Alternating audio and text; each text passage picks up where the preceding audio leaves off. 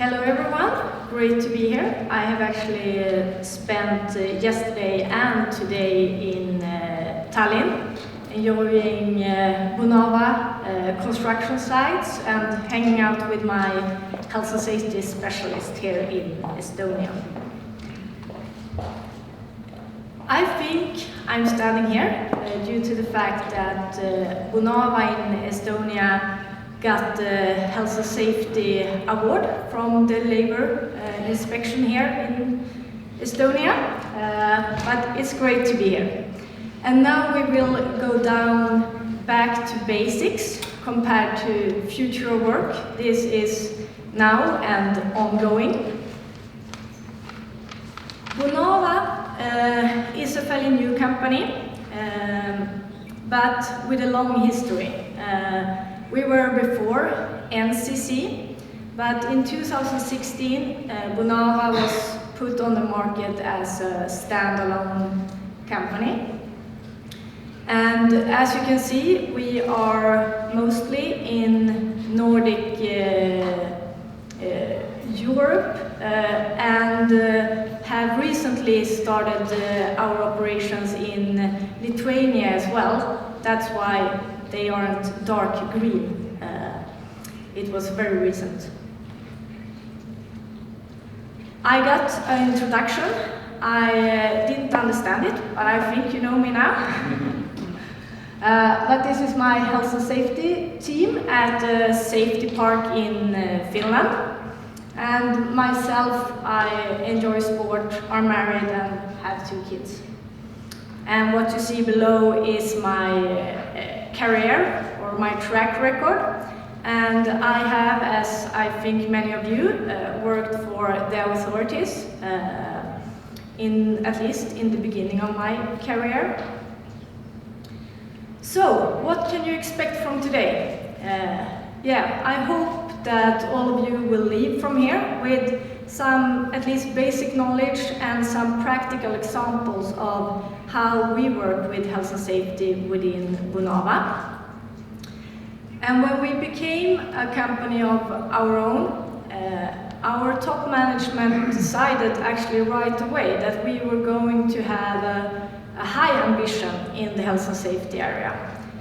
And it was not only out of moral perspective, it is also because we truly believe that our employees are our biggest asset. So how could this high ambition be achieved? We put a strategic direction to get the right balance between a health and safety management system, our culture, and then our social and organizational and physical workplace conditions and tools or machines or whatever you would like to call it. We realized that we needed to change some things from the NCC times. We had a lot of focus on lagging indicators, and now I can't move away because this is, I need to stand there. I think most of you drive a car. And do you think a good car driver only look in the back mirror? Or do you think that will cause a lot of accidents? So we needed to shift focus and start to look forward. A good car driver spends 99.9% of his or her time looking forward, and we needed to start to do that within health and safety as well. Of course, we should learn from our accidents and incidents, but we needed to start to monitor that we are doing the right things in our daily work. And we also realized that we don't have unlimited resources, so we needed to target efforts to the areas where we could get the most output. And we needed to secure knowledge and resources. And as you know, when you talk to management, you can tell them, I need more resources, and it's too stressful and too much to do, but they won't listen that much. So what we actually did was that we developed this resource risk tool, so we could show them with figures how our health and safety resources compared to the risk in our different countries. And all of a sudden, I think we were 5 when I started, and now we have 23 persons in place. We also had different situations and cultures in different countries. Some were fairly good in progress when it came to health and safety, meanwhile others needed more resources and support to come up to speed. And we have tried to take that into account during the journey, that we will not let poor health and safety conditions remain, but we could give a bit more line or time to certain countries when it's big leaps that needs to be done. So, in short, many of you might know of the zero vision work, and I think our pathway are fairly similar to that one. We needed our leadership to start to demonstrate commitment, and we needed a line organization to lead the way. Health and safety resources, we are great, but if the line organization don't take their responsibility and hosts their accountability, we need to be very, very many to succeed. So we needed the line organization to step up. We needed to identify and control hazards and realize opportunities. And to steer this, we needed to work clearly with objectives and targets and follow up. We needed a health and safety management system, because what we had, we left with NCCs. We actually started with a fairly blank paper. We didn't even have a finance system, because that belonged to NCC. So we had the opportunity to be a startup with a history. We needed to create health and safe machines, conditions and tools on the same level in all countries. It shouldn't be safer to work in Germany compared to Russia or Finland compared to Sweden. We needed to have a high health and safety awareness and skills, and we needed people focus. We needed a culture in place.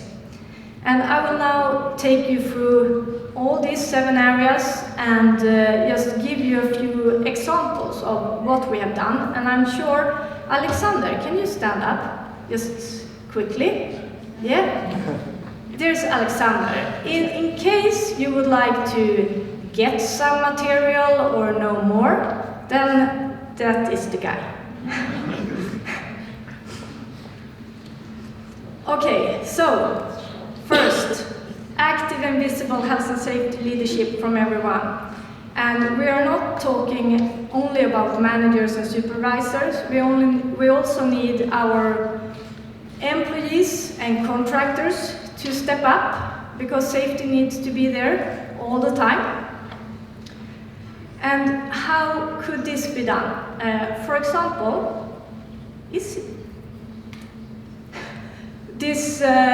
where it says zero harm, that's a slide which is part of our PowerPoint templates. It's displayed in all our conference rooms, and no matter if you are a sales guy or procurement or production, you are urged to start all your meetings, no matter topic, to tell your guests about the alarm, emergency exits, assembly points, or if you're at a construction site, our PPE requirements. And if you have a lot of visitors who knows this, or if everyone knows this, then you can take the opportunity to use the slide for a safety moment or a safety share. And this is part of the onboarding of all new Bonava employees. We also have personal health and safety commitments. That's behaviors that our managers put down on paper, and they are there to drive culture. Because as you know, what you say might be one thing, but what you see other people do, your mirror neurons in the brain would like to repeat. So if we have managers that constantly or continuously show the right behavior, they will drive our culture. So these behaviors or activities, they must be continuous, so not a one-off repeat. It must be repeated. It should be able to be filmed, so you need to be able to see it. And it also needs to improve this manager's health and safety maturity. So he needs to challenge or herself each year to come up with something even better. And for many, this is out of their comfort zone, so a lot of coaching might be needed and empowerment to get people to actually do this. What you see down here to the right, it's actually assessment of our executive management team. Myself and another person sat down just before summer, and we had health and safety dialogues with all the top managers. It's the Estonian business unit presidents and our CEO and so on, and talked about to them with what do they like with health and safety, what motivates them, what fears do they have, and then we actually assess them and score them. And what you can see here, it's small, but you can see that in average in our management team, we have the right awareness. Everyone knows that safety is important, and they believe it's crucial for our business. And they also have a desire to lead safety and do it in a good way. But then on the third row, you can see that they are lacking knowledge.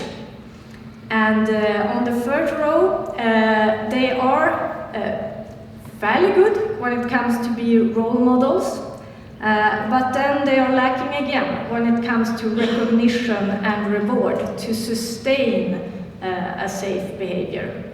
So we know what to work on. Except for this, we ask everyone to do manager audits. So all our management team members, they have to go out on site, meet with contractors, production managers, supervisors, and discuss with them, follow up what incidents have they had, how have those been investigated, is the planning done in a good way, and so on. We also have health and safety in our incentive program, our bonus program, and not any lagging indicators, but leading. So we have in the program for 2020 now, we have both the hazard and near-miss reporting frequency, but also the close out of those to make sure that they are not only reported, they are also dealt with. And at the moment, we are actually having a must-do health and safety challenge. And I will tell you more about that later, but it's completely driven through the line organization. And it was very nice for me to see this morning that not even Alexander was aware that the site manager had done a lot of work in this area, but I will come back to that. So, second area, we would like to learn through thinking before. Because what you lose in planning, you will gain in execution. And we also would like everyone to share the knowledge they have, no matter if it's learning from a mistake or from best practice. So here is a lot of different things, but we have an app talking about future, which is available both for our employees and contractors, where they can feed in improvements, hazards, near misses, injuries, ill health, stress-related things. And in the app, you can see what you have reported yourself, and you can also see what stage that report are on, if it's under investigation or if it's dealt with and closed out. We also, as you can see, we have a graph here. It's our hazard and near-miss reporting frequency rate. So it's related to million worked hours. So we work approximately 1 million hours a year. So this corresponds to, so far this year, 26,260 hazard and near-miss reports. And we think that is great knowledge. We still have a pathway to go. I would say that, for example, in Estonia, we haven't been able yet to engage our contractors in this reporting. They tell our supervisors or site managers and they do the report, but there is for sure progress.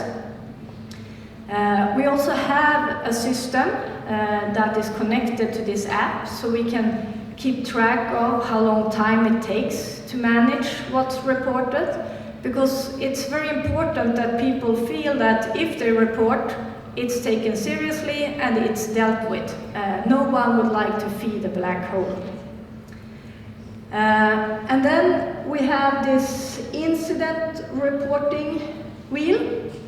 It shows when we communicate in between the different countries.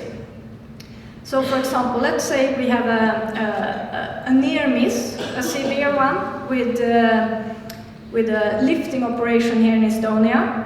Then we put down that information and we send that out to all other countries. So they can go out and check that the lifting slings are in order. They have an ID, that the crane driver is trained, that you are not lifting over persons when you do your lift and so on. And then you can also see this Swiss cheese model, the hazard and the loss. I think many of you might recognize that. And that is, we have a common incident investigation model, and that is to facilitate this sharing experience.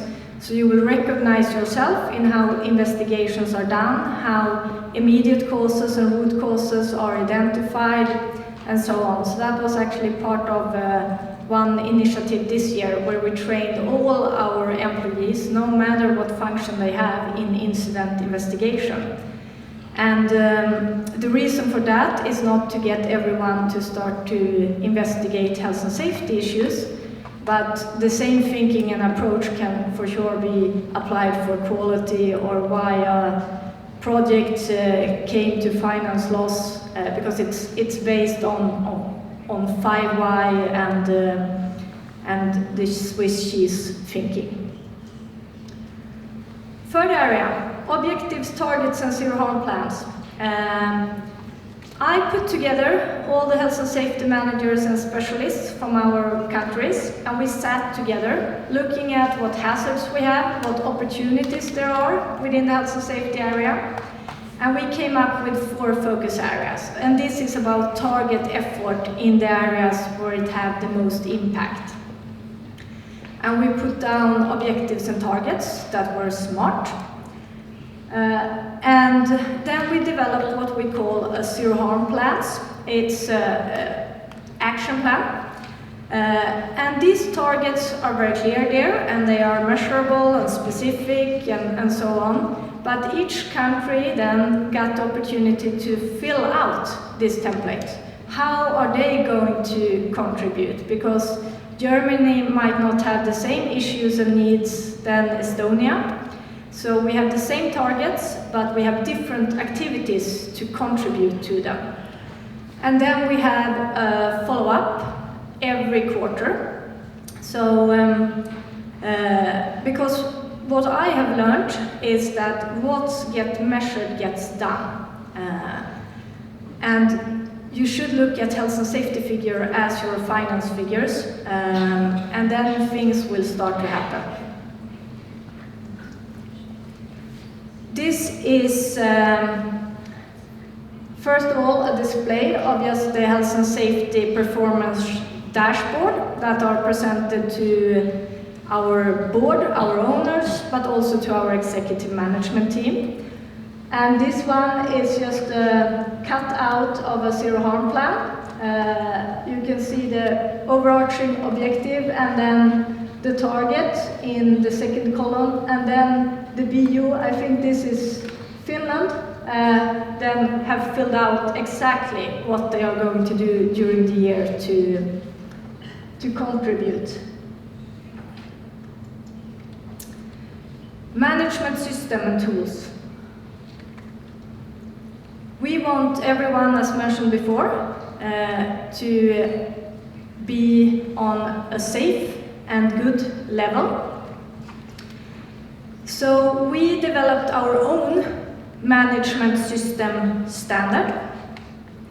And I'm actually doing follow-up on this one in Estonia today. So when I leave now, I will go back to the office and continue and finalize this.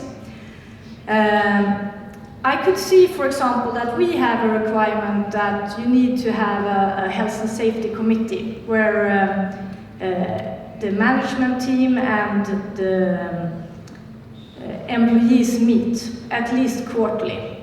And then I was told in Estonia that no, that legal demand is removed here. You need to be 150 persons to need to adhere to that. And then we just say, okay, but it's not Bonava standard. You need to keep the meeting, even though you're 60 persons. Yeah, so we try to make sure that we have a very high level, no matter country. What's more to mention is that these are also measurable. You will get very clear scoring. You will get a very visible output of each audit, because I've seen that my management team, they like figures. So I try to talk to them with figures. So, our workplaces then, our projects, our offices.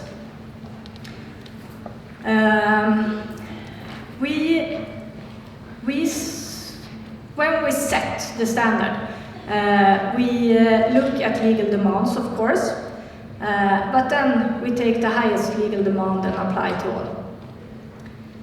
It might feel unfair sometimes because the country have a different culture or contractors that won't understand what this could be good for.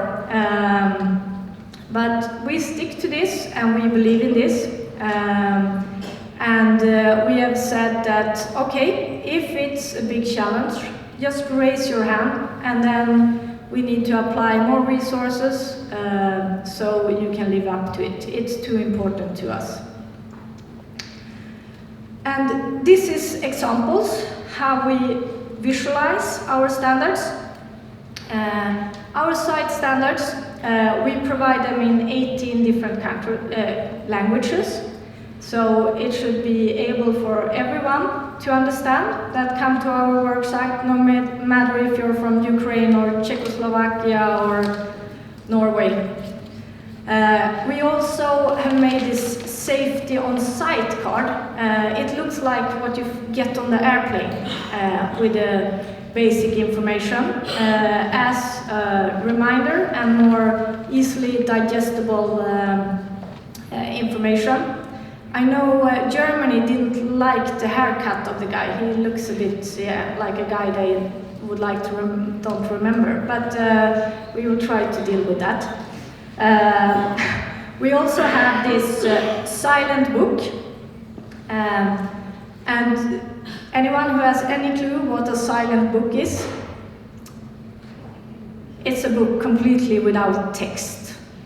So it shows you how to do things and how to not do things. So we explain all the rules in right and wrong. So to get rid of language barriers. Awareness and skills then. I think everyone is a genius. So let's start with that.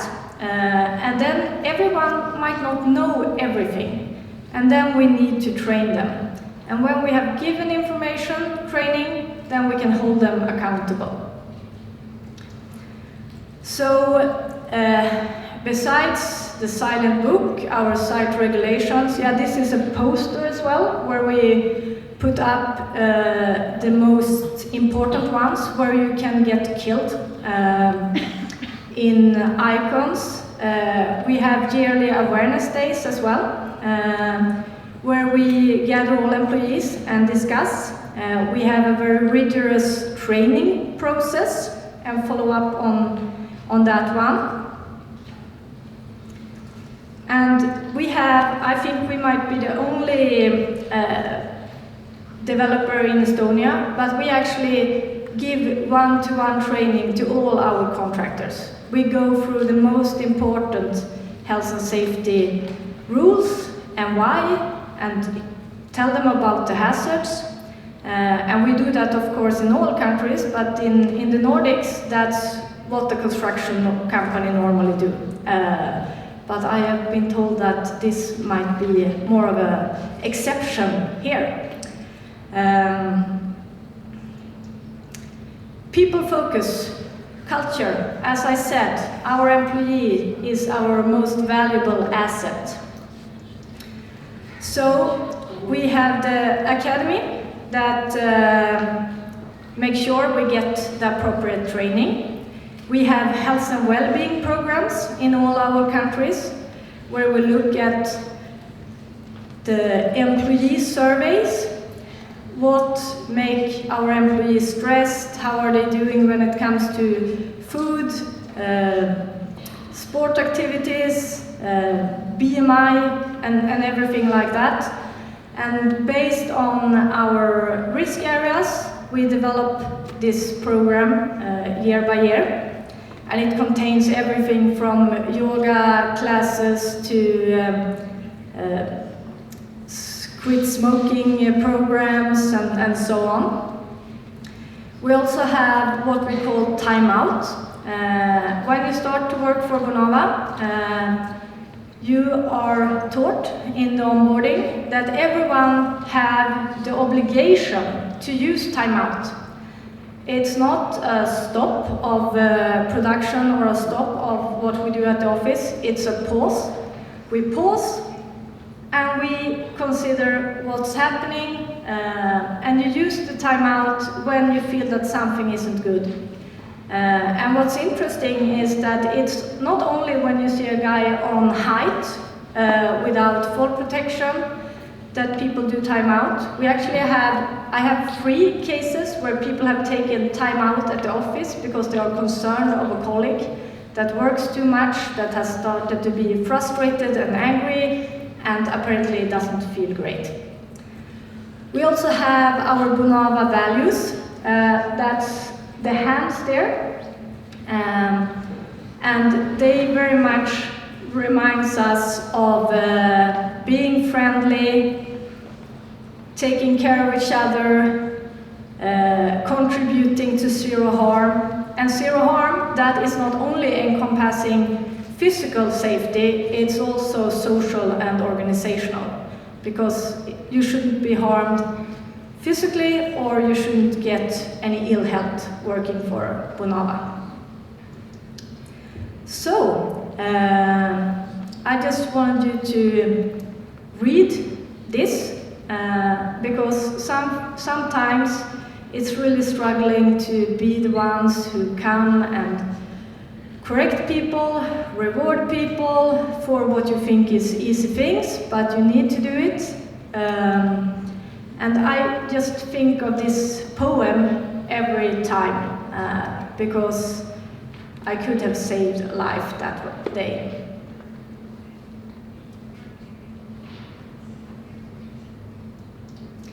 So, this is our slogan in our employment brand: towards zero harm, join our journey. And I will leave it with that. Thank you very much.